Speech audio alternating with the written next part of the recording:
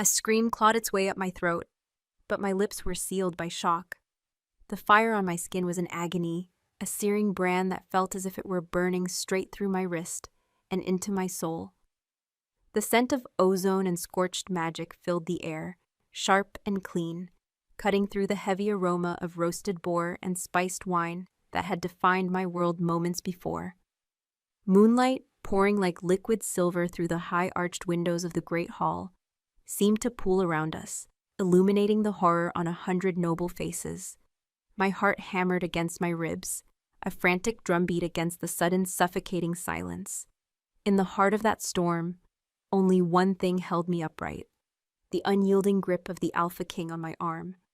It was a grip that was both a promise and a threat. And then the silence shattered. A collective gasp, sharp and unified, was torn from the assembled court. It was followed by a torrent of whispers, hissing and venomous, that slithered through the hall like a nest of disturbed snakes. "A servant?" one voice spat, laced with disbelief. "Impossible." "Witchcraft," another accused. The word a stone cast in my direction. "Look at her, filthy kitchen scum." My world, once defined by the simple tasks of scrubbing floors and avoiding notice, had become a stage. I was the spectacle, pinned by the glares of every lord and lady whose boots I had polished, whose chambers I had cleaned. The fine silks and velvets that had always been a blur at the edge of my vision now swam before me, a sea of hostile color. Their faces, once impassive masks I dared not look upon, were twisted with contempt and revulsion. Humiliation, hot and suffocating, washed over me, a more potent burn than the mark on my skin. I tried to pull my arm away from Elric, a desperate, instinctual flight response, but his fingers tightened like a shackle. "She has bewitched him." A voice, high and cruel, sliced through the din. "Lady Kelia." Of course. She stood from her seat of honor beside the empty throne, her gown of crimson silk a splash of blood against the cool stone. Her beauty was like a sharpened blade, all elegant lines and deadly points. Her eyes, the color of winter frost, were fixed on the new glowing mark on my wrist, and the hatred in them was a physical force. "Seize her! That thing is not a true mate, Mark. It is a curse, a brand of dark magic meant to poison the king's bloodline." A murmur of agreement rippled through the crowd. Several guards, their hands drifting to the pommels of their swords, took a hesitant step forward. Panic seized me, cold and absolute. I was a rat in a trap, and the jaws were closing. I was Rowena Drakehell, the last of a hunted line, and they had finally, unknowingly caught me. My entire life had been a lie designed to prevent this exact moment. But before the guards could move, a sound ripped through the hall, a sound that vibrated in my very bones. It was a growl, low and guttural, resonating not just in the air, but from the chest of the king holding me. Elric Thornhall did not raise his voice. He did not need to. The primal threat in that single sound was enough. Every werewolf in the hall, from the lowest guardsman to the highest lord, flinched. The whispers died. The guards froze. Lady Kylia's beautiful face paled, her lips thinning into a venomous line. Elric's gaze swept the room, and where it landed, heads bowed in submission.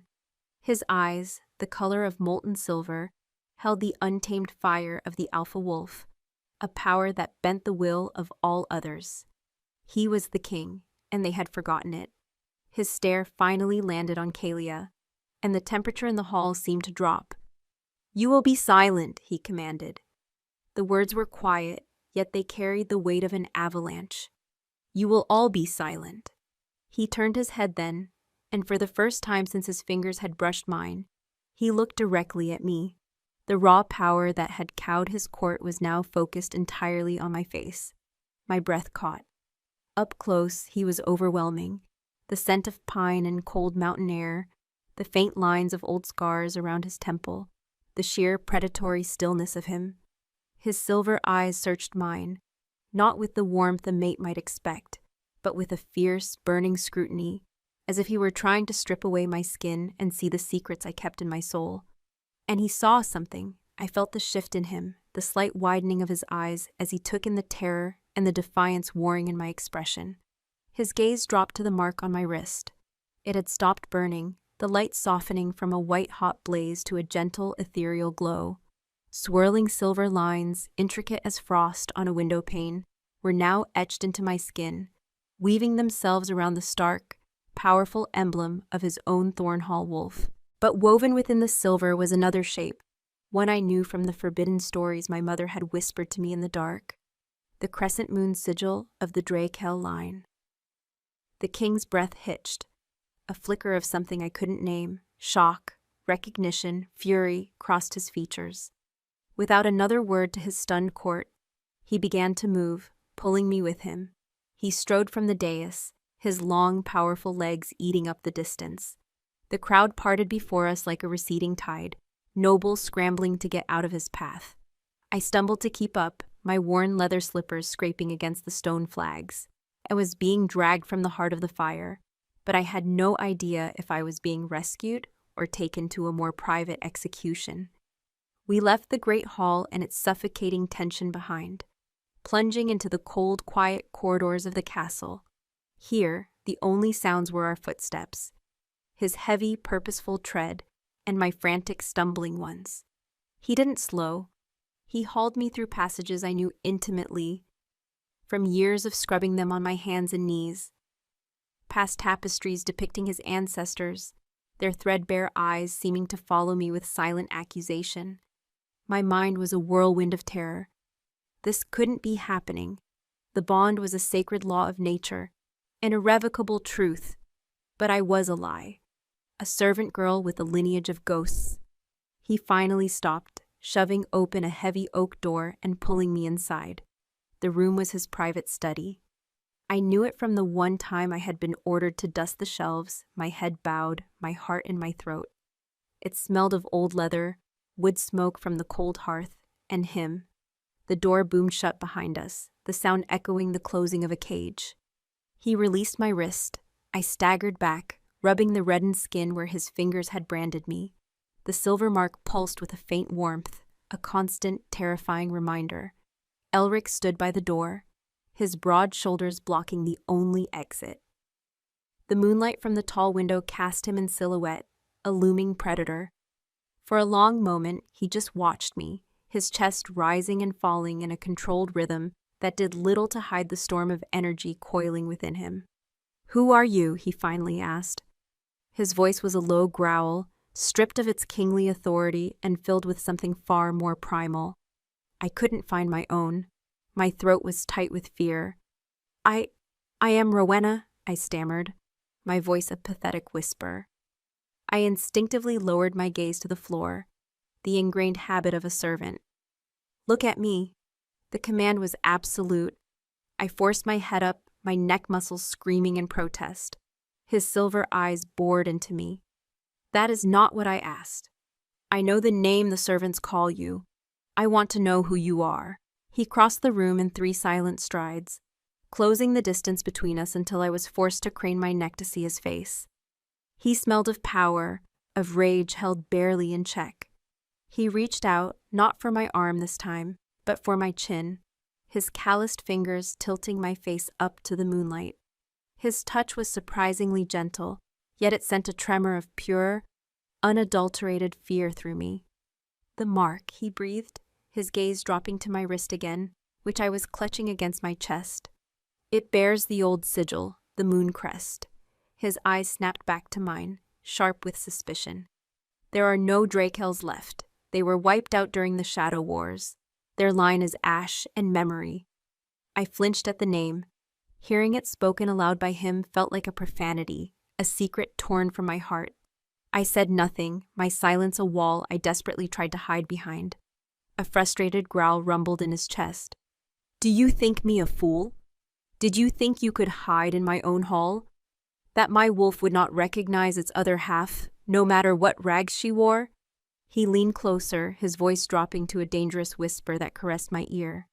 "My wolf chose you, and the moon itself sealed that choice. There is no magic, no deception that could force such a bond, which means you are exactly what that mark proclaims you to be."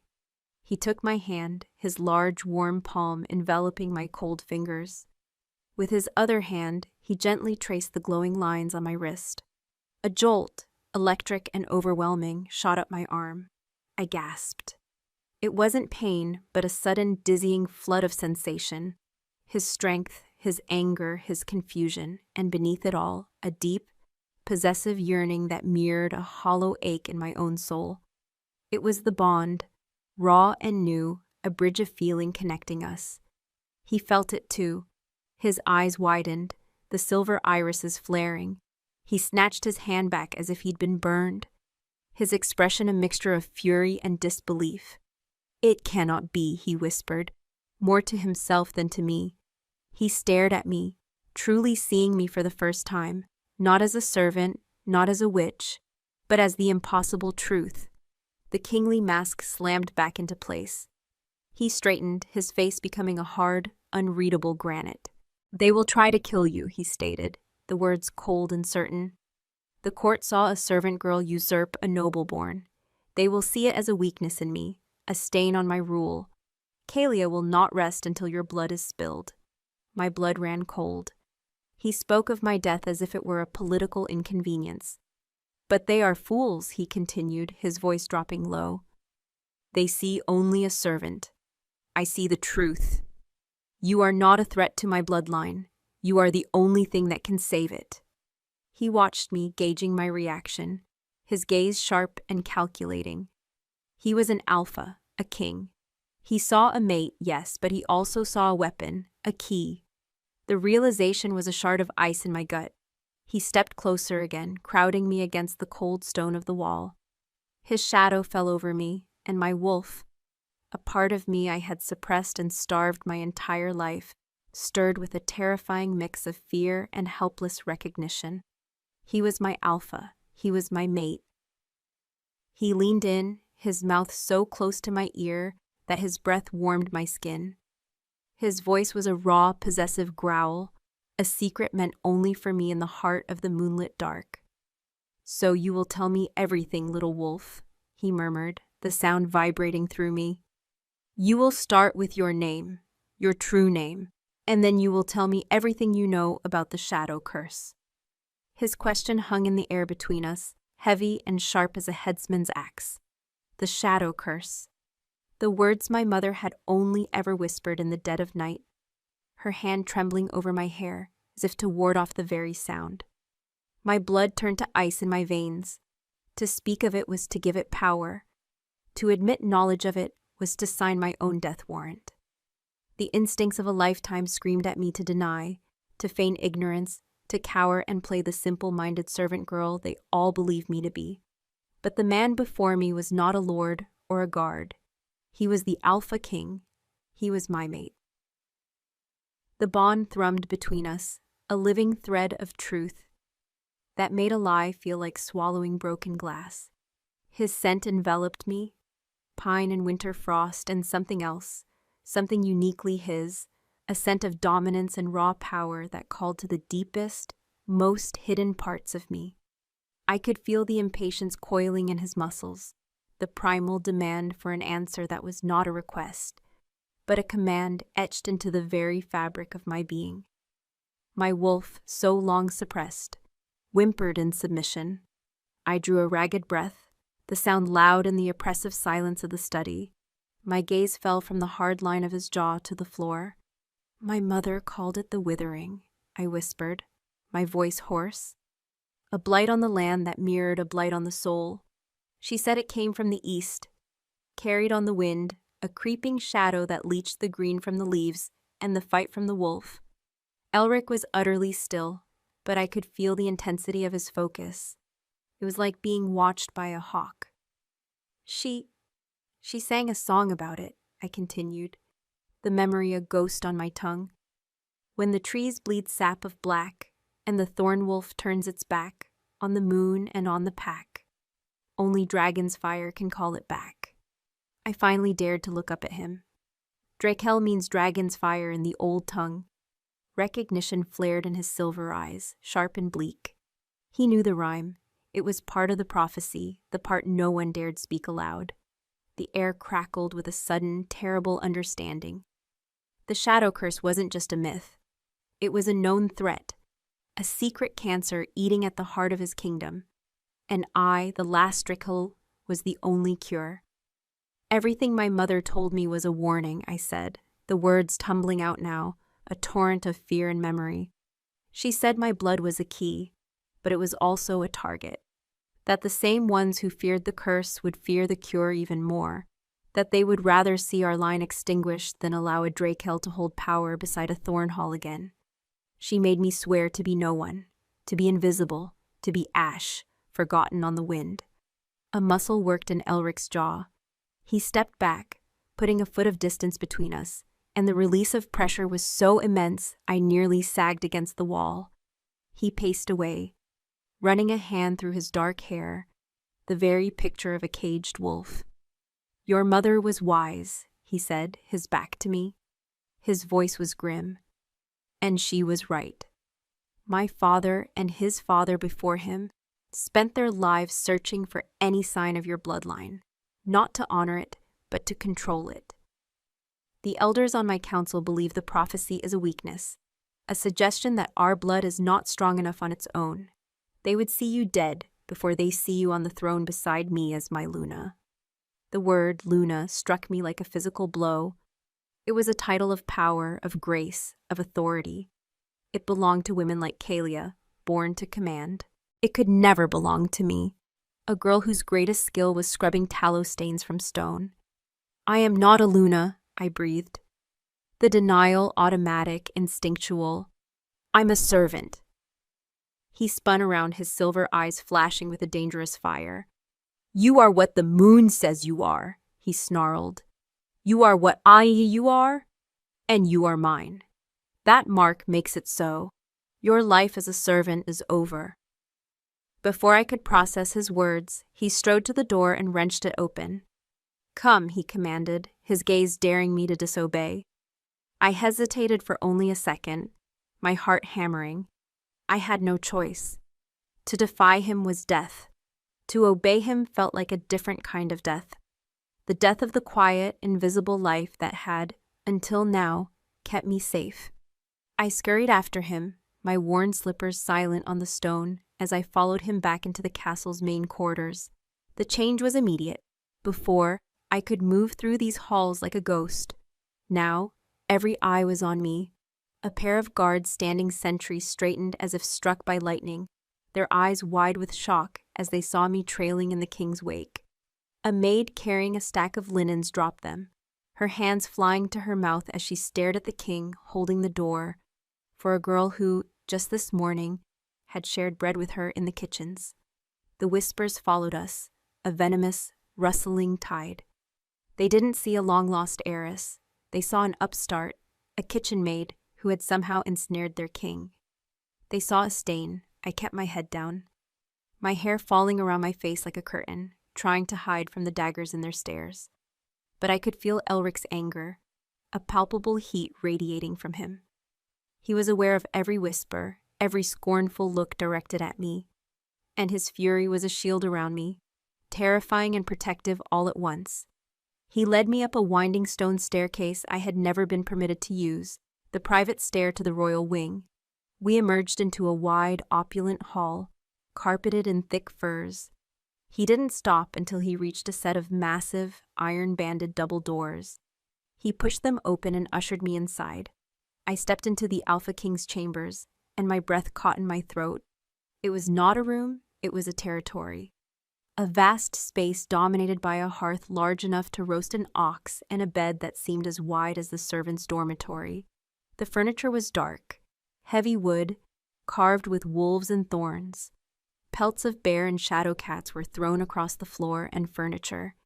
The air was thick with his scent, 100 times more potent than it had been in his study.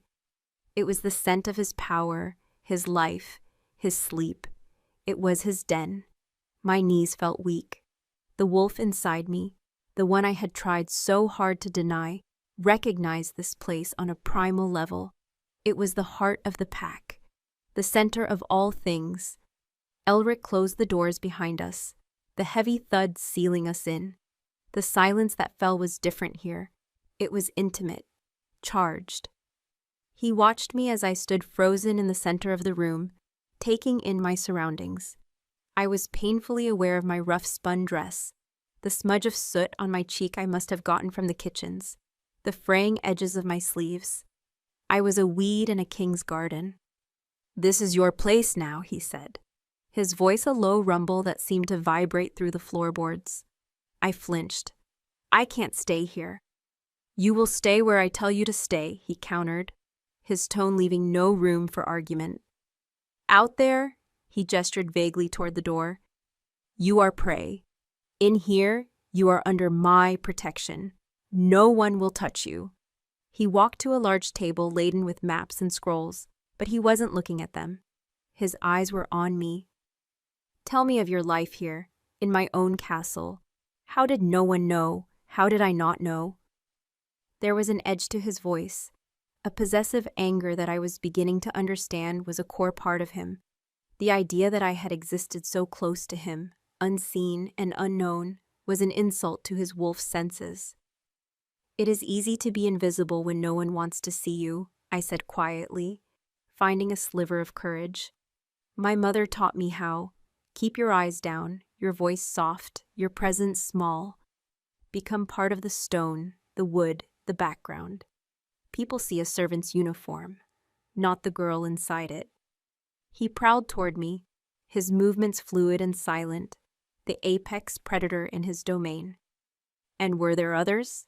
he asked, his voice dangerously soft. "Men? Who saw the girl inside the uniform?" The question was a shock, a sudden sharp turn from politics and prophecy to something deeply personal. I could feel the possessive jealousy rolling off him, a dark primal current from the bond. He was asking if I had been with anyone, if I was touched, claimed. My face flushed with heat. "No," I whispered, shaking my head. "Never," I kept to myself. I was always afraid." His expression softened almost imperceptibly. He stopped just before me, close enough that I had to tilt my head back to hold his gaze. "You have no reason to be afraid anymore," he murmured. "Not of them." He raised a hand and I flinched, expecting a blow or a grip.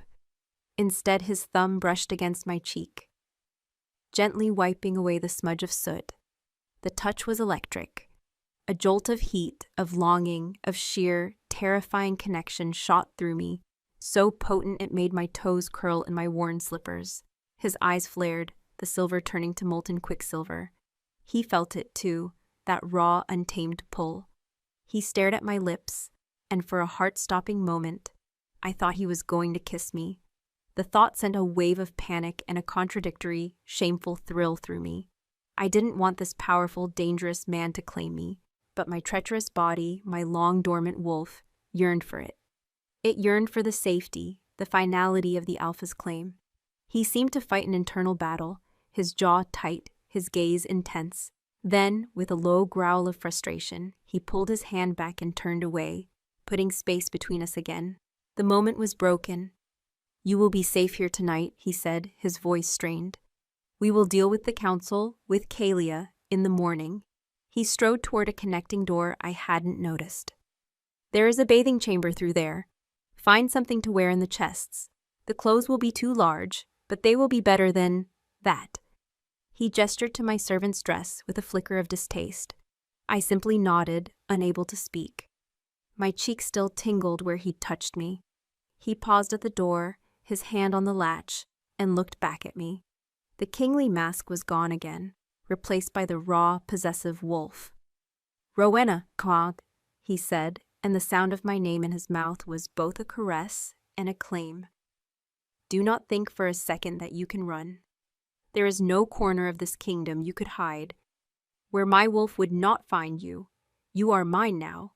That is the only truth that matters." He disappeared through the door, closing it softly behind him, leaving me alone in the vast, intimidating silence of his chambers. I stood there, trembling, my hand pressed to my cheek. My world had been upended, my future stolen and rewritten by a man who was a stranger, a king, a predator. And my mate, just as a fragile sense of unreality began to settle over me. A semblance of calm after the storm, a frantic, heavy pounding rattled the main doors to the chamber. It was not the knock of a servant. It was the fist of a warrior. "Your Majesty," a guard's voice shouted, thick with urgency and alarm. "Alpha King, you are needed. It is Lady Kalia. She has invoked the right of challenge. In the name of the old laws, she demands to face the false Luna on the training grounds at dawn." The guard's words struck the heavy oak door and seemed to splinter through the wood, piercing the fragile quiet of the room. Right of challenge, false Luna, dawn. Each phrase was a hammer blow against my already fractured reality. Before I could even take a breath, the connecting door flew open with a crash, and Elric was there, a tempest of contained violence. The calm, calculating king was gone. In his place was the Alpha, his silver eyes blazing with a feral light, his body radiating a palpable heat of pure, undiluted rage. "Repeat what you said," he growled, not at me, but at the main door. His voice was a low, guttural threat that vibrated through my bones. "My king!" The guard's voice was strained with panic. "Lady Kalia has invoked the right. She stands before the Elder Council now, her claims staked on the old laws. She claims the girl is an unmarked stray who used witchcraft to forge the bond. She demands a trial by combat to prove her worthiness or expose her fraud." Elric stalked across the room, his bare feet silent on the furs, a predator closing in. He didn't bother to open the door. He pressed his forehead against the cold, iron-banded wood, his fists clenched at his sides. I saw the muscles in his back and shoulders bunch, coiling with a power that seemed to strain against the confines of his own skin. "And the council?" Elric's voice was dangerously soft. They are deliberating, my king. But Lord Vorlog supports her claim. He says the law is absolute. Lord Vorlog, Kalia's uncle, the most ancient and influential wolf on the council, a man whose bloodline was nearly as old as the Thornhalls, and whose hatred for the Drakehell name was a matter of legend. My stomach plummeted. This wasn't a desperate gambit by a scorned woman. It was a calculated political move, backed by the most powerful faction in the kingdom. "Get out," Elric commanded. "Tell no one I have spoken to you. Go." The guard's footsteps scrambled away, fading down the corridor. Silence descended once more, but this time it was heavier, suffocating, filled with the promise of bloodshed. Elric turned from the door, and his burning gaze found me. I was still standing in the middle of the room, frozen, a mouse under the stare of a hawk. He crossed the distance between us in 2 long, silent strides. He didn't touch me, but he stood so close I could feel the inferno of his anger washing over me in waves. His scent was sharp now, laced with the smell of ozone, like the air after a lightning strike. "Do you know what the right of challenge is?" he demanded, his voice a low rasp. I shook my head, unable to form words. My throat felt like it was full of sand. "It is a relic of a more savage age," he snarled, his eyes never leaving my face. "A trial by combat, sanctioned by the moon. A challenger can accuse a new Luna of being unworthy, of being too weak, of having a false bond. They fight on the training grounds. To first blood, the loser is not killed, but they are broken. Their honor is stripped away. They are cast out, forced to live as Omega, packless, shunned, less than nothing. Less than nothing." The words echoed the creed I had lived by my entire life. The life I had just been told was over. Kalia wasn't just trying to get rid of me. She was trying to send me back to an existence even lower than the one I'd had. A public, ritualistic humiliation that would serve as a warning to any who might support my claim. "I can't," I whispered, the words tearing from my throat. "I can't fight her. I don't know how. I'm nothing." A guttural roar ripped from his chest, a sound of pure frustration and fury. He seized my arms, his grip hard enough to bruise, and hauled me toward him until my face was inches from his. "Stop saying that," he thundered, his eyes blazing. "You are the blood of the Drakehell. You are the mate of the Alpha King. You are the Luna of this pack, whether they accept it or not. The weakest servant girl in this castle has a wolf inside her. Where is yours?" His words were meant to ignite something in me, some hidden strength, but all they did was fuel my terror. He was asking for a warrior, and I was a terrified girl who knew how to fold linens and scrub floors. Tears welled in my eyes, hot and shameful. "My wolf is a coward," I cried, the confession wrenched from me. "My mother taught me to starve it, to silence it, to keep it small so no one would ever notice it. It's weak. It's nothing."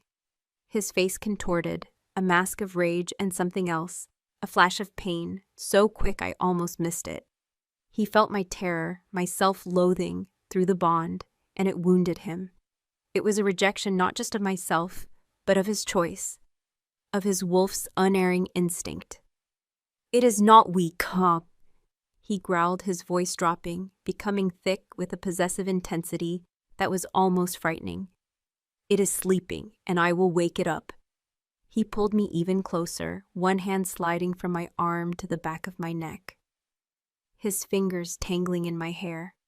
His other hand went to my waist, pressing me against the hard lines of his body. "Kalia will not touch you," he murmured, his forehead now pressed against mine, his hot breath ghosting across my lips. "I will burn my own kingdom to the ground before I let her lay a hand on what is mine." The bond between us flared, a blinding, dizzying torrent of his emotions pouring into me, his rage at the council, his contempt for Kalia, and underneath it all, a fierce, primal, terrifying protectiveness directed entirely at me. It was not gentle, it was not kind. It was the possessiveness of a predator for its mate, an absolute and unconditional claim that left no room for my fear or my consent. It was overwhelming, and a traitorous part of me, the starving wolf within, clung to it like a drowning man to a rock. Just as the world seemed to narrow to the space between our bodies, the scent of him, the heat of him, a sharp, formal rap echoed from the main doors. It was not the sound of a guard. It was the sound of authority. Elric's head snapped up, a low growl rumbling in his chest. He did not release me, but kept me pinned against him, his hand still tangled in my hair as he stared at the door. "Enter," he commanded, his voice ringing with kingly power. The doors swung open. 3 figures stood silhouetted against the torchlight of the hall. They were ancient, their faces carved with the lines of decades of pack politics, their robes dark and heavy. The elders of the council.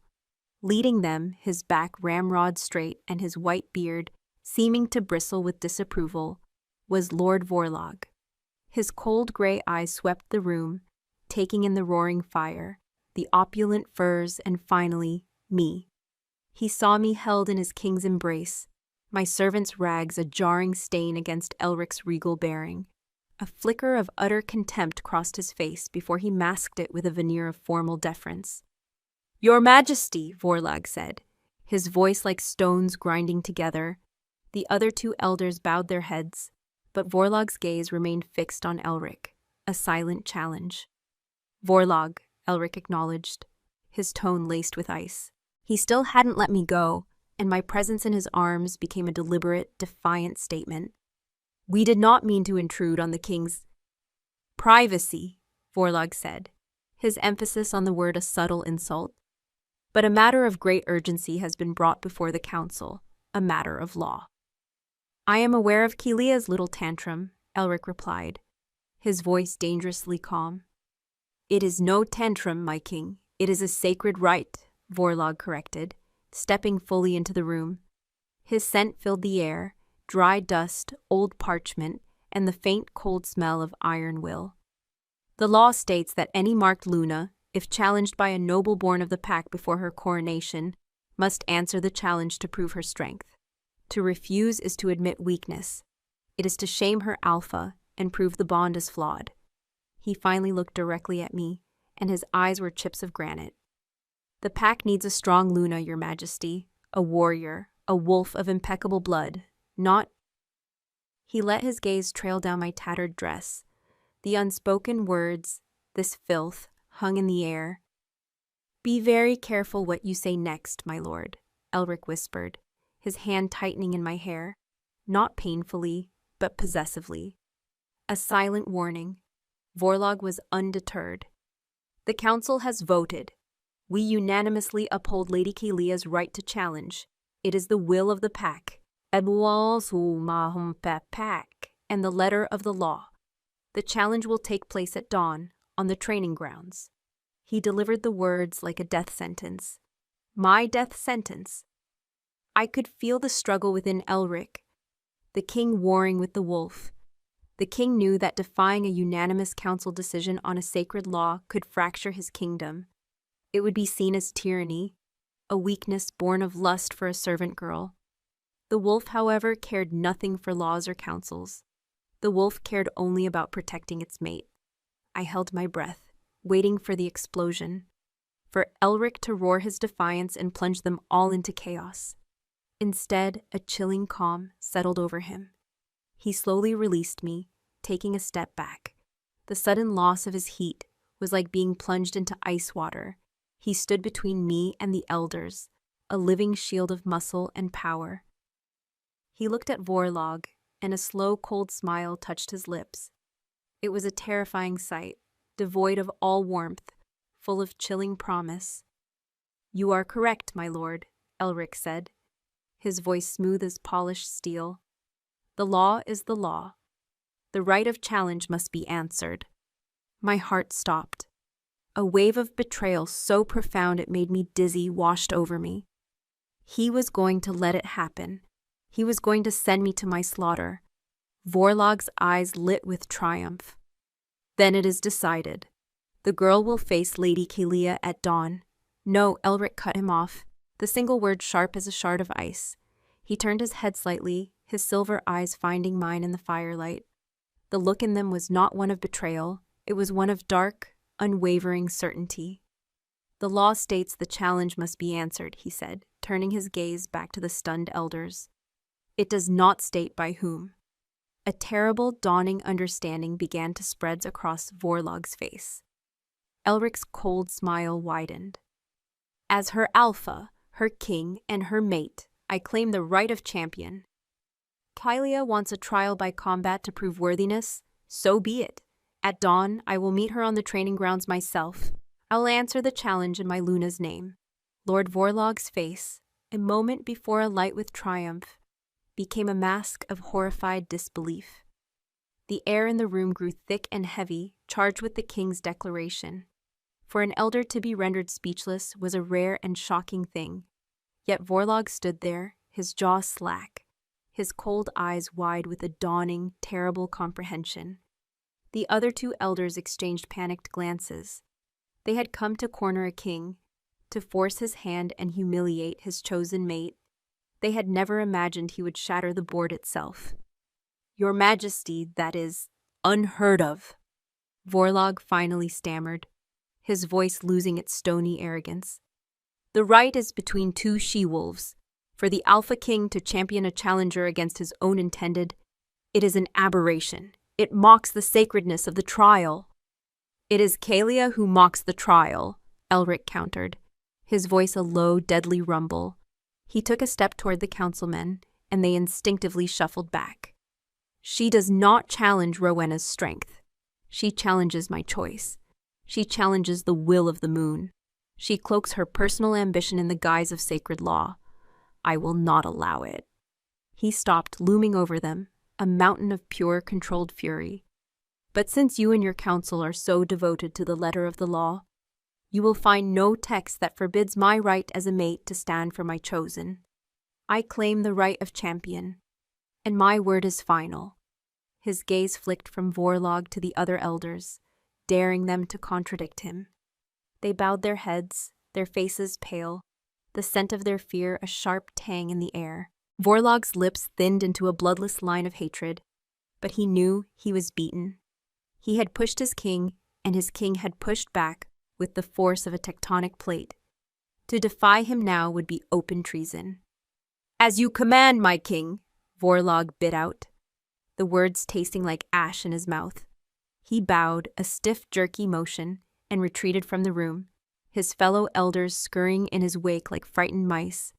The heavy doors boomed shut, leaving Elric and me alone once more in the echoing silence. The adrenaline of the confrontation drained away, leaving a hollow, trembling weakness in my limbs. He was going to fight Kalia, the Alpha King, a living weapon of war, against the daughter of a powerful house. Even if it was only to first blood, the political fallout would be catastrophic. He was doing this for me, to protect me. The thought was both terrifying and exhilarating. He turned to face me, the hard lines of his face softening slightly as he took in my shocked expression. "No one will ever use the law to harm what is mine," he said, his voice low and certain. It was not a comfort. It was a statement of fact, as absolute as the rising of the sun. He walked to a large carved chest at the foot of his bed and threw it open. Inside were tunics and breeches of soft, dark leather, his training gear. As he began to strip off his formal tunic, my eyes widened, and I quickly averted my gaze, my cheeks burning. I stared at the intricate patterns of the fur rug, my heart hammering against my ribs. I heard the rustle of clothing, the soft scrape of leather. "You don't have to do this," I whispered to the floor. "Let me face her.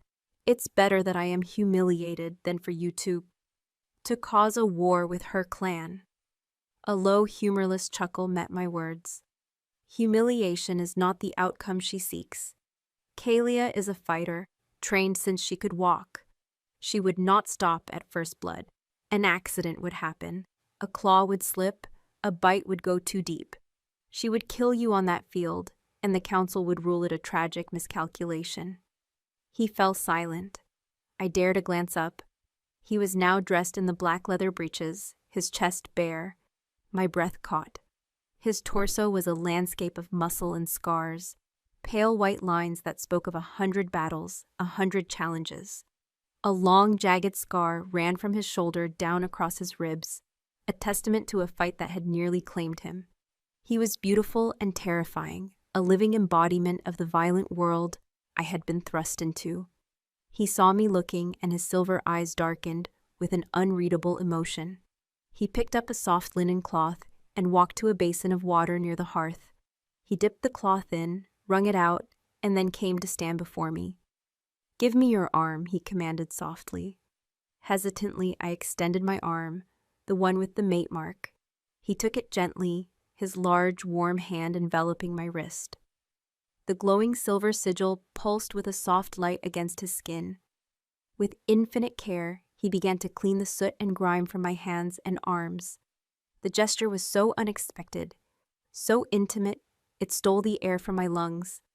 An Alpha King, fresh from a confrontation with his council and preparing for a duel, was washing the hands of a servant girl. In my rage, in the hall, I was too rough, he murmured, his thumb stroking over the skin of my wrist where his grip had been tightest. "I am not used to gentleness." The admission hung between us, a rare glimpse of the man beneath the crown. He was all sharp edges and raw power, and the bond was forcing him to navigate a new and unfamiliar terrain. I watched his dark head bent over my hand, the firelight catching the silver strands at his temples. A strange, painful ache bloomed in my chest. It was a feeling so foreign I couldn't name it, a mix of fear and a fragile, burgeoning trust. "When I touched you," he said, his voice a low rumble, "when the mark formed, I saw something, a glimpse, a memory that was not my own." He lifted his gaze to mine, his eyes searching, intense. A burning cottage, the smell of pine and wood smoke, a woman singing a lullaby about a dragon's fire. "That was your memory, wasn't it? From the bond?" I nodded, my throat tight. "The night my mother died. Hunters came, she hid me in the cellar, and she fought to give me time to escape. The memory was a dull, constant pain, but speaking of it to him felt different, as if I were sharing a burden I had carried alone for a decade." His jaw tightened. "The hunters who destroyed your line. They thought they had," I whispered. "They didn't know about me." He finished cleaning my arm and gently released it. My skin tingled where he had touched it. He turned and walked to the massive window that overlooked the castle grounds. The first hint of dawn was a pale gray wash against the eastern sky. The training grounds below were still cloaked in shadow, but soon they would be a theater of violence enacted in my name. "The shadow curse my father fought, the one that took my grandfather," he said, his back to me. "It wasn't a blight on the land, not at first. It was a rot within the packs, a madness that turned wolves against their own, that fed on paranoia and suspicion until alphas slaughtered their own kin for imagined slights. It destroyed 3 of the northern packs before my grandfather managed to contain it." He turned his head, his profile stark against the coming dawn. The Drakels were keepers of the old lore. They knew what it was. Not a curse, but a poison of the spirit. And they knew the only antidote was a union of our bloodlines, the Thornhall strength and the Drakel sight. "Sight?" I asked, my voice barely a whisper. "Your line had an affinity for the moon, a clarity of spirit, the ability to see through deception, to soothe the rage in a wolf's heart. Your ancestors were the healers, the seers, the soul of the pack, while mine were its claws and teeth. Together they were unbreakable." He faced me fully now, his expression grim. "But some, like Vorlog's ancestors, saw your power not as a gift, but as a threat, a way to control the alpha. When the poison began to spread, they didn't see a curse to be cured. They saw an opportunity. They blamed the Drakels, called their sight witchcraft, and used the chaos of the Shadow Wars to hunt your people to extinction. They chose to cut out the pack's heart rather than let it have influence over its mind." Everything clicked into place. The whispers, the fear, my mother's desperate warnings. It wasn't just a forgotten bloodline. We were the victims of a brutal political purge, erased from history by the very men who now advise the king. Vorlog didn't just hate me because I was a servant. He hated me because my very existence was a testament to his family's ancient treason. "Vorlog knows," I breathed. "He knows who I am. That's why he supports Kalia. He wants me dead before the truth is revealed." "He suspects," Elric corrected. "The mark confirms it for him. And yes, he would see the kingdom fall to the withering before he sees a Drakel on the throne, exposing the lies his house was built upon." The weight of it all was crushing, centuries of lies and bloodshed, and I was standing at the epicenter. A horn blew in the distance, a single mournful note that signaled the first light of dawn. It was time. Elric walked to a weapons rack by the hearth. He didn't choose a sword or an axe. He picked up a pair of heavy leather and steel gauntlets, flexing his fingers as he fitted them on. This would be a wolf's fight, not a man's. Claws and teeth, strength and instinct. "Stay here, bar the door, do not open it for anyone but me," he commanded, his voice once again that of the Alpha King. He strode to the door, his every movement radiating a lethal grace. As he reached for the latch, I found my voice. "Elric." He paused, turning to look at me, his silver eyes questioning. Don't kill her," I said, the words feeling foolish even as I spoke them. "Her clan is powerful. Her death would—" "I will not kill her," he interrupted, his voice flat and hard. "I will simply remind her, and every wolf who watches, what it means to threaten what belongs to the Alpha King." And with that he was gone, the door closing with a soft, final click behind him. I rushed to the window, my heart a frantic bird in my chest. Below, the training grounds were no longer empty.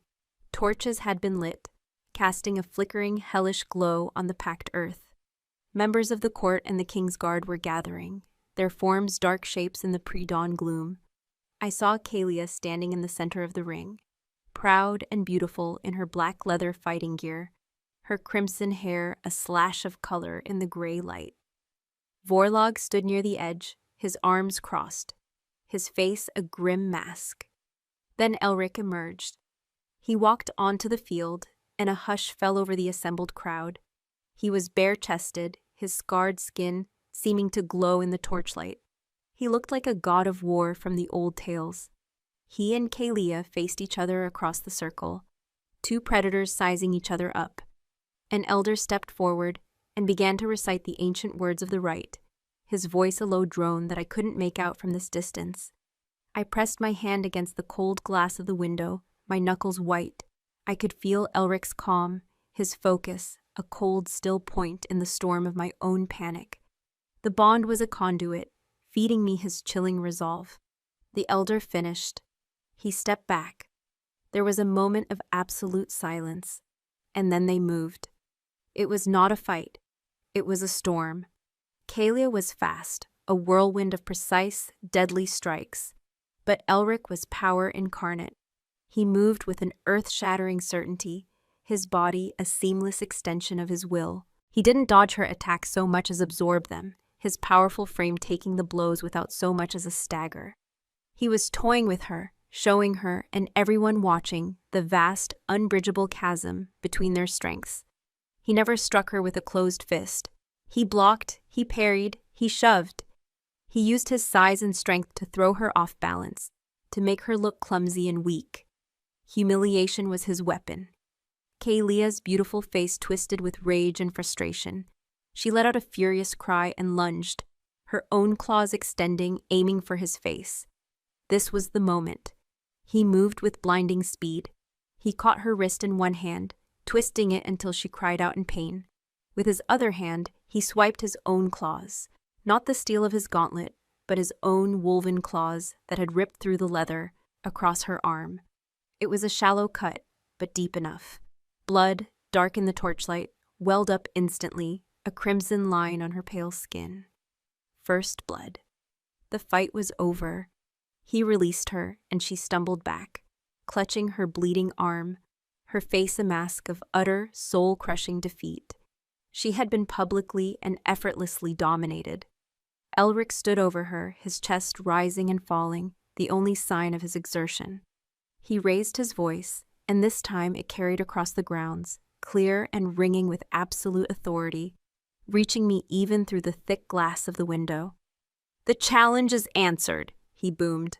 "The bond is true. The Luna is mine." He turned his back on his defeated opponent and looked up, straight up. His silver gaze pierced the shadows, crossed the distance of the courtyard, and found me in the window. He looked right into my eyes, and I knew, with a certainty that shook me to my core, that his final declaration had not been for the crowd. It had been for me. His gaze held me captive through the thick castle glass, a silver cord pulling me taut. The roar of the crowd below, a mixture of shock, awe, and reluctant submission, was a distant, meaningless sound. In that moment, there was only the training ground, the scent of blood on the dawn air, and the absolute possessive claim in his eyes. The Luna is mine. He had not just defeated a challenger, he had branded me with his victory, forging another link in the chain that now bound me to him. He turned away from the window then, swallowed by the throng of guards and courtiers, leaving me trembling in the vast emptiness of his chambers. Hours crept by. The sun climbed higher, burning away the dawn mist, but no one came. I was a prisoner in a gilded cage, pacing the luxurious furs like a trapped animal. The room that had felt like a fortress now felt like a cell. With every passing moment, my fear twisted into a knot of anxiety in my stomach. Had something gone wrong? Had Kalia's clan retaliated? Was Vorlog plotting some new treachery? The bond, my only connection to Elric, was a strange, muted thing. I could feel the steady thrumming bass line of his life force, a distant campfire in a dark wilderness, but his conscious thoughts and emotions were shielded, as if behind a thick wall of concentration. Just as I was about to scream from the sheer nerve-shredding tension, the heavy doors opened. It was not Elric, an older she-wolf, her face a roadmap of worry lines, but her eyes kind, entered bearing a tray of food. She was flanked by two young servant girls I vaguely recognized from the kitchens. They kept their eyes glued to the floor, their fear a palpable scent in the room. "My Lady Luna," the older woman said, her voice soft as she curtsied. The title sounded alien, absurd. "The king has sent for you. He asks that you eat. He is detained in council dealing with the aftermath." She set the tray on a small table. It was laden with food I had only ever dreamed of. warm bread, cheese, sliced meats, and a small pot of honey. My stomach rumbled in betrayal, but the anxiety had stolen my appetite. He also sent these, the woman continued, gesturing to the two girls who stepped forward and laid a bundle of folded clothes on the bed. The fabric was soft, dyed the deep blue of a twilight sky, simple but of a quality I had never touched. It was a dress fit for a lady, not a servant, a costume for a role I didn't know how to play. "My name is Ilara," the older woman said, her kind eyes meeting mine. "I was your mother's handmaiden, long ago, before." The word hung in the air, freighted with loss. It is my honor to serve her daughter now. Tears pricked my eyes. To see a friendly face, to hear a connection to the mother I barely remembered, was a balm to my raw nerves. "You knew her?" I whispered. "I did, my lady. She was as kind as she was beautiful. And you have her eyes." A sad smile touched her lips. "The king has appointed me to your service, to guide you." She glanced meaningfully at the simple but elegant dress. The message was clear. Elric was not just protecting me, he was preparing me. The servant girl Rowena was to be erased, and the Lady Luna was to be born in her place. The thought filled me with a fresh wave of panic. Putting on that dress felt like a betrayal of the girl who had survived in the shadows, and a surrender to the terrifying future Elric was forging for me. Ilara must have seen the conflict on my face. "It is a different kind of armor, my lady," she said gently, "but armor all the same. They will not respect you in rags. To them, it is a sign of weakness. You must not show them any." Her words struck a chord. She was right. Cowering would only invite more attacks. I had to learn to wear this new skin, however ill-fitting it felt. With trembling fingers, I took the dress. Ilara and the girls gave me privacy in the bathing chamber, a room of steam and heated stone that was larger than any home I had ever lived in. As I shed my rough-spun servant's dress, the last remnant of my old life, and washed away the grime of the kitchens, I felt as though I were scrubbing away my own identity. The new dress was soft against my skin, the fit surprisingly perfect. When I looked into the polished silver mirror, I didn't recognize the woman who stared back. Her face was mine, but the fear in her eyes was now housed in the trappings of power. When I emerged, Ilara was waiting.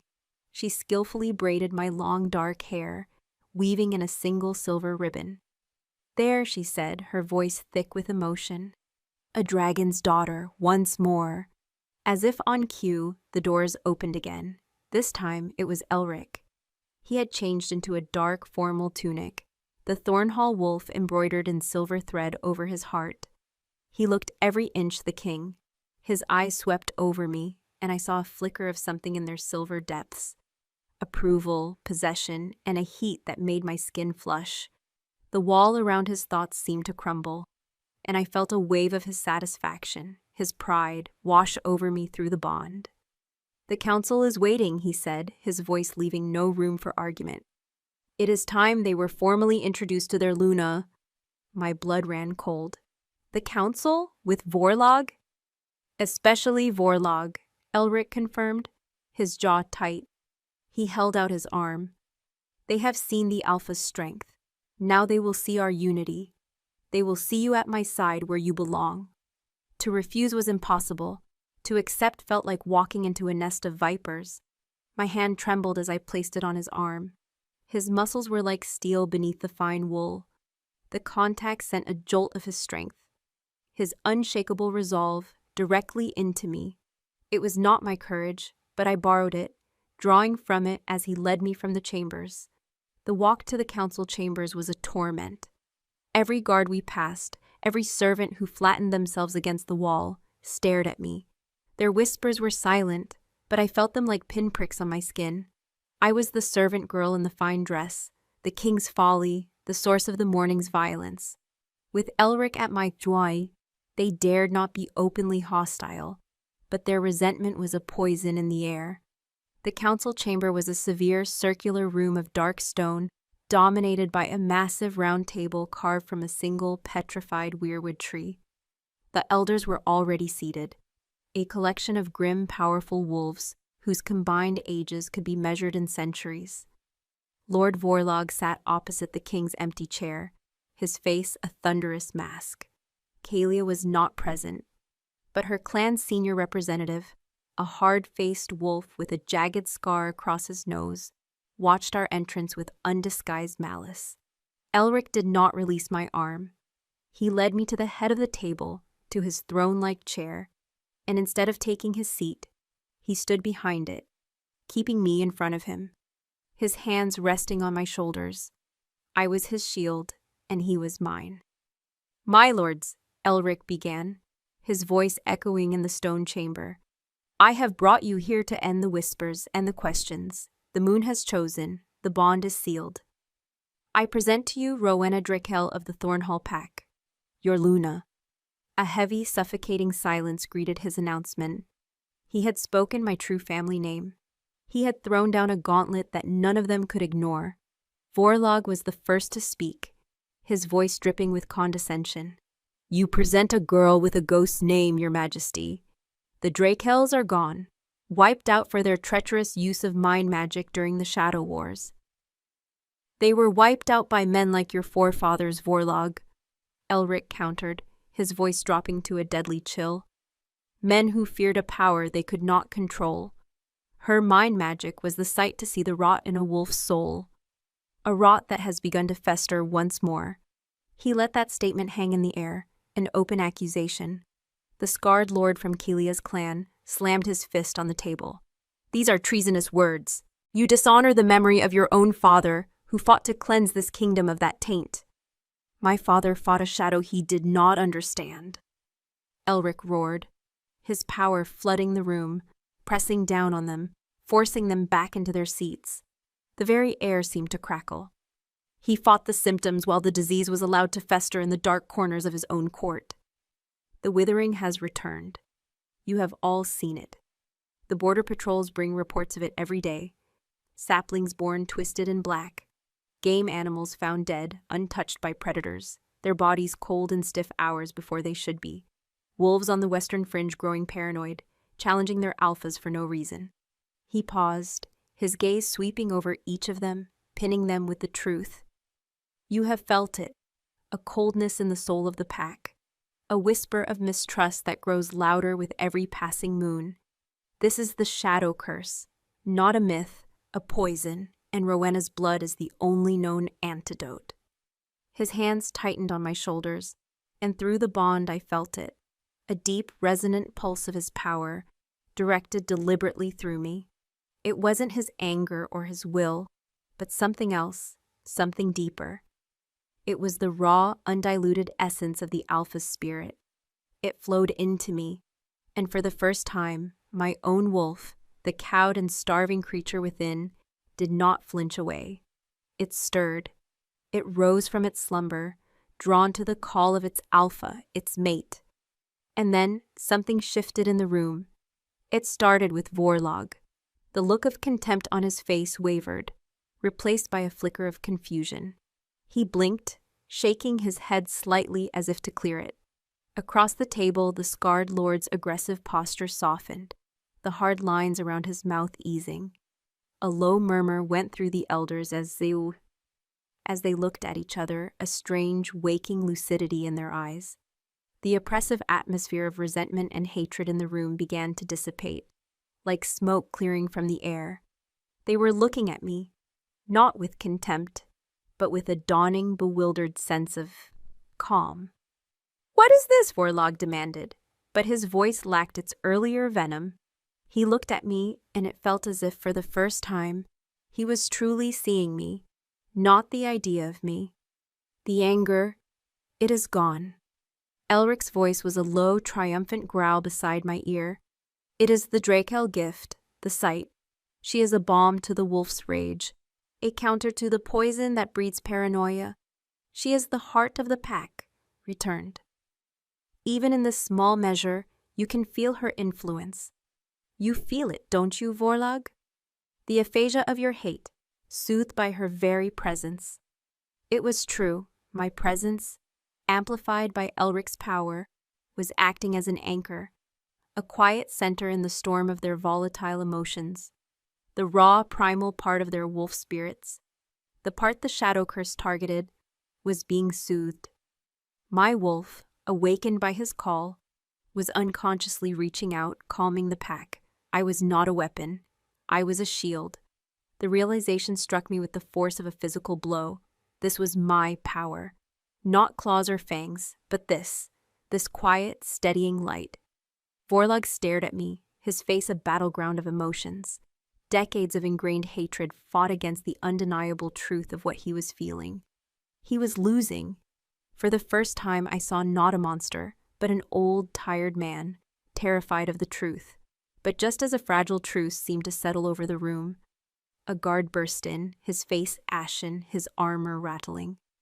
"My king," he gasped, falling to one knee. "An urgent report from the Western Patrol. It's the village of Greywood. It has gone silent. Our scouts approached at dusk. There are no lights, no sounds, the only scent on the wind." The guard swallowed hard, his eyes wide with horror. "The only scent is that of old blood and a cold, creeping shadow." The guard's words fell into the council chamber like stones into a deep well, the ripples of horror spreading across the faces of the elder wolves. Greywood, a small, peaceful village of lumberfolk and trappers nestled at the edge of the dark woods marking the kingdom's western border. A place of hearths and homes, now described as a silent tomb. The fragile peace my presence had brought to the room shattered, replaced by a cold, sharp-edged fear. This was not a distant report of withered saplings. This was an attack. The shadow had a foothold within their borders. Elric's hands tightened on my shoulders, a brief, convulsive clench of pure fury before he was moving. The king, the politician, vanished, replaced instantly by the warlord. "Garrett," he barked at the scarred lord from Kilia's clan. "Your clan holds the Western Territory. How long has Greywood been silent?" Lord Garrett shot to his feet, his face pale beneath his tan. 3 days, my king. We thought it was the winter snows. The passes are treacherous. We sent a patrol this morning when our runner did not return." He looked shaken, his earlier animosity forgotten in the face of a greater threat. No one, not even the most ambitious lord, wanted the shadow curse devouring their lands. 3 days is an eternity," Elric snarled. He turned to his captain of the guard. "Ready the war pack. We ride within the hour. Full leathers, silvered blades. I want only our 10 best trackers. We travel light and fast. This is a hunt, not an invasion." The captain bowed sharply and was gone in a whirlwind of purpose. The council chamber erupted into a cacophony of voices. Elders shouting suggestions, demanding answers, their newfound calm utterly obliterated by primal fear. Vorlog alone remained silent, his face ashen, his eyes fixed on me with a terrible dawning horror. He was finally looking at the ghost he had helped create, and realizing it had returned to a haunted house. In the midst of the chaos, Elric turned to me. His silver eyes were burning with a cold fire, the focus of a predator that has caught the scent of its prey. He took my hand, his grip firm, and pulled me from the chamber, leaving the squabbling council behind. He didn't speak as he towed me through the corridors, his long strides forcing me into a near run. He was radiating an aura of such lethal intent that servants and guards alike flattened themselves against the walls, their heads bowed, not daring to meet his eyes. He led me not to his chambers, but down a flight of stairs to the castle's forge. The air grew hot, thick with the smell of coal smoke and quenching steel.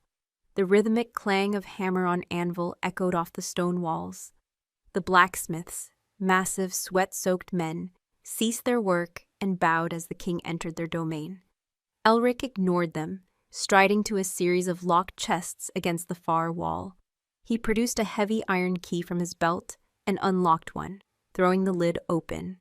Inside, nestled on beds of black velvet, were not weapons, but artifacts. Ancient gleaming pieces of silver and iron, dormant with old magic. "My great-grandmother's," he said, his voice a low rumble. He reached in and lifted out a pair of silver bracers, intricately etched with swirling patterns of moons and thorns. They were beautiful, but they hummed with a palpable power that made the hair on my arms stand up. They are Drickel silver, forged for the Luna of the pack in the old days. They are meant to focus and amplify your gift. He held them out to me. I stared at them, my heart pounding. This was happening too fast. An hour ago, I was a servant girl. Now I was being armed with magical artifacts and prepared for a confrontation with an ancient, soul-devouring evil. "I'm going with you," he stated. It was not a question. "To Greywood?" I gasped, horrified. "No, I can't. I'm not a fighter. I would be a liability." "You are not coming to fight," he said, his gaze intense, pinning me in place. "You are coming to see, to understand. The shadow that took Greywood is the same shadow that hunts your blood. You are the only one who can truly feel it, who can see it for what it is. I have spent my life fighting the symptoms, the rage, the paranoia. You can see the disease itself." He stepped closer, taking my hands and turning them palms up. With a reverence that seemed at odds with the hardened warrior, he fastened the silver bracers around my wrists. The moment the cold metal touched my skin, it was as if a bolt of lightning shot at my arms and straight into my heart. My vision swam, the air shimmered, and for a fleeting second, the world was overlaid with a web of faint, glowing lines. I saw the life force in Elric, a brilliant silver-white flame. I saw the duller orange embers of the blacksmiths. I saw the thrumming ancient power in the very stones of the castle. The bracers didn't give me power. They opened my eyes to the power that was already there. My power. The Drakelly sight. I gasped, staggering back, the vision fading as quickly as it had come. Elric steadied me, his hands on my arms. "Breathe," he commanded softly. "It is a part of you. Do not fear it." I looked down at the bracers. They were no longer cold, but pulsed with a gentle warmth, attuned to my heartbeat. Fear was still there, a cold knot in my stomach, but for the first time, it was mingled with something else. A flicker of purpose. He was right. Hiding in the castle, while others fought the darkness that was intrinsically linked to my own bloodline, felt like the ultimate act of cowardice. "What will I have to do?" I asked, my voice barely a whisper. "You will do nothing," he said, his voice firm, protective. "You will stay at my side. You will watch, you will feel, and you will tell me what you see." An hour later, I was mounted on a steady dark mare, wrapped in a thick fur cloak Alara had procured. Elric was beside me on his massive black warhorse, a beast that seemed more demon than animal. The 10 warriors of his war pack were assembled in the courtyard, their faces grim, their silvered blades gleaming in the afternoon sun. They were the deadliest wolves in the kingdom, and their eyes, when they fell on me, were filled with a mixture of suspicion and grudging curiosity. They did not understand why the king was bringing a slip of a girl on a hunt, but they did not question their alpha. Elric gave the signal, and we rode. We left the castle behind, thundering through the lower town and out onto the King's Road. The pace was relentless. This was a pack of wolves on the hunt, and they moved with a single fluid purpose. I clung to my saddle, the cold wind whipping tears from my eyes, the rhythmic pounding of hooves, a war drum beating against the earth.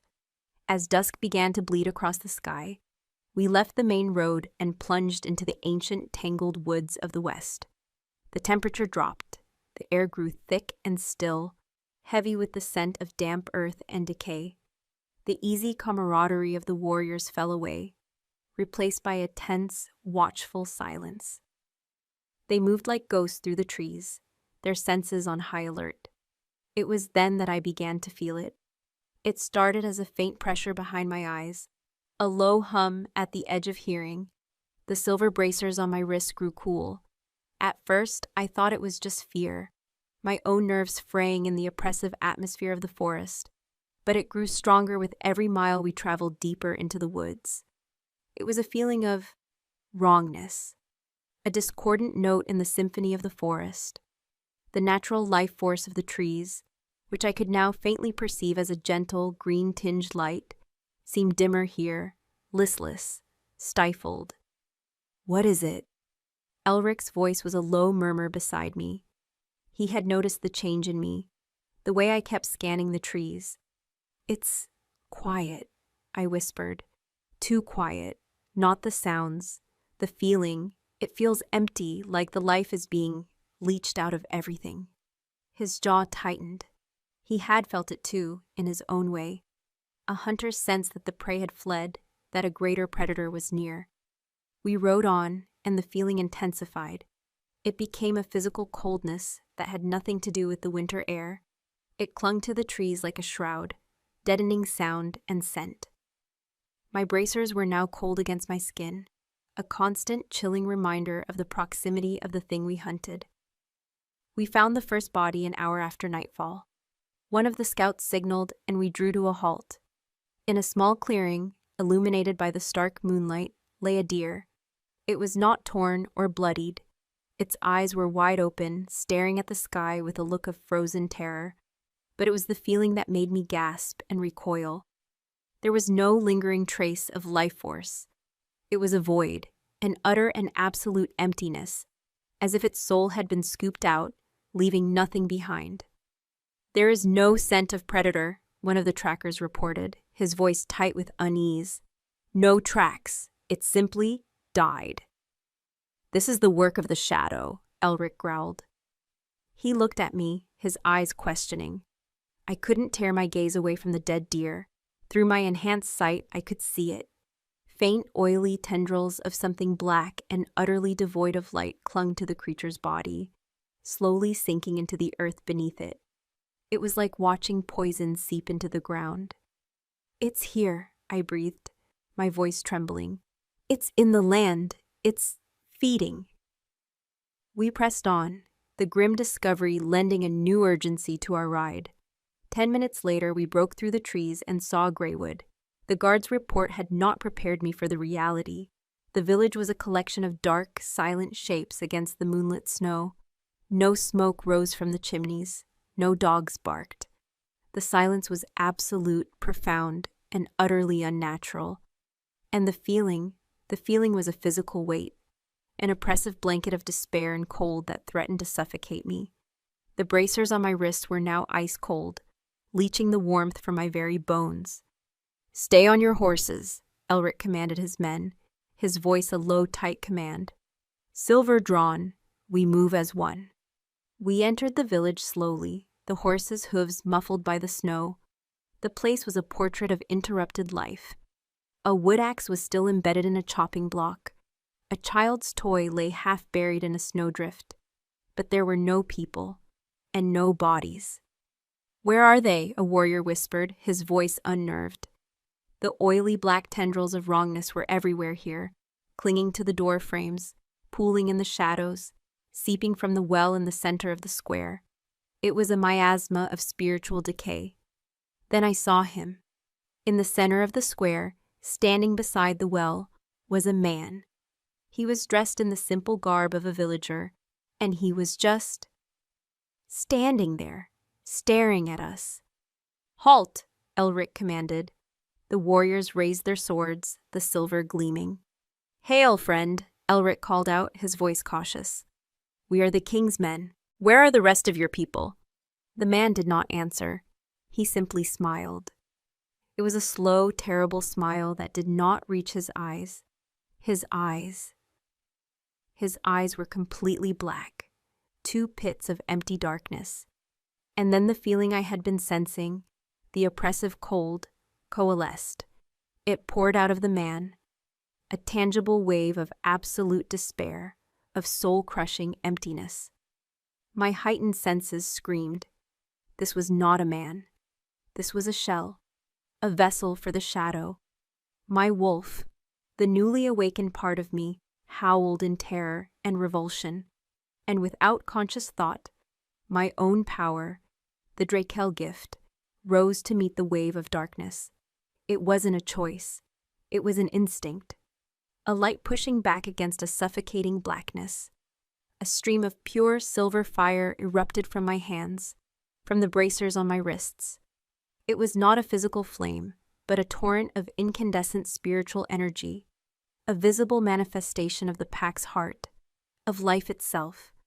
It slammed into the dark wave coming from the man, and for a heart-stopping second, they met in a silent, violent explosion of opposing forces.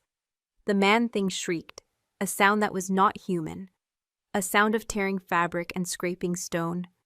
The blackness in his eyes receded, and for a brief moment, I saw the terrified eyes of the villager trapped within. Then the darkness surged, and he lunged. Not at Elric, not at the hidden warriors with their silver blades. He lunged directly at me, 2 years, 2 turns of the seasons, from the thaw of spring to the deep freeze of winter. 2 years since the shadow had been scoured from Greywood, since I had stepped onto the dais and accepted not just a title, but a duty. The crown of silver fire, once a terrifying weight, now rested on my brow as if it had been forged for me. It had not been an easy peace. Vorlag's treason had sent ripples of distrust through the old houses, and the scars of the withering were slow to fade from the land, but they were fading. I stood on the high balcony of Elric's chambers, the same balcony where he had first claimed me in the moonlight. Below, the castle grounds were alive with the bustle and joy of the midwinter festival. Bonfires blazed, their cheerful orange light a stark and welcome contrast to the memory of the cold, dark fires of the past. Children, their faces bright with laughter, chased each other through the snow, their parents looking on with a sense of peace that had been absent from these lands for a generation. The scent of roasting meats, mulled wine, and pine smoke drifted up on the crisp night air, a perfume of prosperity and contentment. A pair of strong arms circled my waist from behind, and a familiar, intoxicating scent washed over me, fine and cold mountain air, the scent of my mate, my king. Elric pulled me back against his chest, his chin resting on my shoulder. He was no longer just a king of war, but a king of peace, though the coiled power was ever present beneath his calm exterior. "Look at them," he murmured, his voice a low rumble against my ear. "They are not afraid. For the first time in a long time, the pack feels safe." "The pack is strong," I replied, leaning into his embrace, my hand covering his where it rested on my stomach. His thumb stroked my hand gently. "The pack is whole." Below, a cheer went up. Garrett, once our adversary and now Elric's most loyal commander, was overseeing a sparring match between some of the younger warriors. Kalia stood beside him, her crimson hair a vibrant slash against the snow. She was not smiling, but the bitter hatred had faded from her eyes, replaced by a grudging, hard-won respect. After Greywood, after she saw what we had faced, she had bent the knee, not just to her king, but to her Luna. She had found a new purpose in helping to train the next generation, ensuring they would be ready for any shadow that might dare to fall again. My gaze drifted to the edge of the firelight, where Alara, my faithful friend and guide, sat with a group of elders. Not the council of vultures from that first terrifying night, but a new council, chosen for wisdom, not for the age of their bloodline. They were listening intently as she recounted a story, no doubt one of the old Drakel legends she had begun to share, restoring the history that had been so violently erased. Everything had changed, and yet the core of it all remained. The bond, the anchor of our two souls, was a constant, steady flame in my heart. It was no longer a terrifying, overwhelming force, but a source of shared strength, a quiet conversation that flowed between us without words. I could feel his deep contentment, the fierce pride he felt as he looked upon his thriving kingdom, and the unwavering, possessive love he felt for me. It was a love as wild and untamed as his wolf, but it was my shelter, my home. "Do you remember that first night?" I whispered, turning my head to look at him. The firelight carved his strong features from the shadows, the silver in his eyes gleaming softly. "I was so afraid of you." A slow smile touched his lips, a genuine, warm smile that still had the power to make my heart skip a beat. "And I," he confessed, his voice dropping to an intimate murmur, "was afraid of the feeling you woke up in me. My wolf knew what you were to me from the moment I touched your hand. It was the man, the king, who was too blind to see. He leaned in and kissed me, a soft, lingering kiss filled with the comfortable certainty of a love that had been tested by fire and shadow and had emerged unbreakable. When he pulled back, his gaze dropped to where our hands were clasped over my stomach. "Is it time?" he asked, a flicker of raw, hopeful vulnerability in his eyes that only I was ever allowed to see. I smiled, a secret, joyful smile.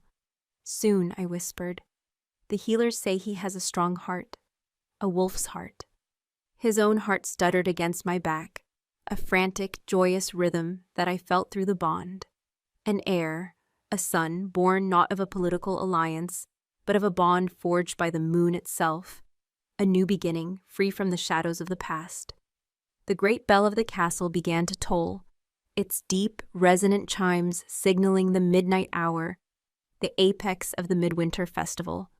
Below, the pack raised their goblets to the sky, their voices joining in a single, powerful cheer that echoed off the mountains. It was a cheer for the long night ending, for the return of the light, for their king, and for their Luna. Elric held me tighter, his love a tangible shield against the winter chill.